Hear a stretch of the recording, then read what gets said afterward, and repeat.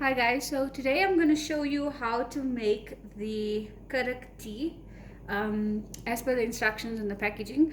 So basically I've got water that's boiling and I'm just going to add 1 tea bag. So the stronger your tea bag, the better.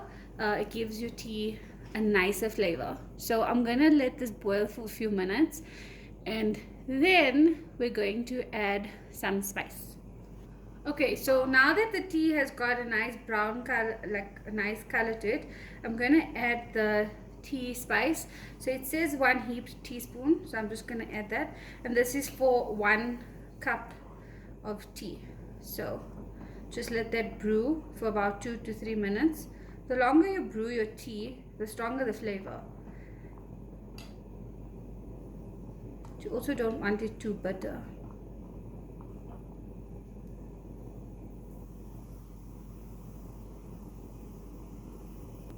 So my tea has been boiling for about 2.5 minutes. So now I'm going to add milk. So it's a 1/4 cup of milk that's recommended. However, if you want it more milky, you can add more milk. So you can use any milk of your choice. You can use regular milk. You can use, a lot of people ask us about almond and coconut. So now that you have the at-home mix, you actually have the liberty of doing any milk that you like.